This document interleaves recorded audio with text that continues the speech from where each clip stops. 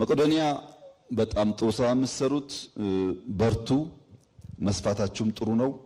እኔ ደግሜ ያልመጣሁት ስራችሁን በጣም በቅርበት እሰማለሁ፣ ከታተላለሁ። ነገር ግን ብዙ ሰዎች ስለሚመጡ ብዙ ስለምትታዩ ብዙም ስለ ሚዲያም ችግር ስለሌለባችሁ እንጂ እናንተን ስራ በጣም ነው ማደንቀው። እንድትበረቱም ፈልጋለሁ። ወደፊት ደግሞ ጊዜው ሲመች እናንተንም አገኛለሁ።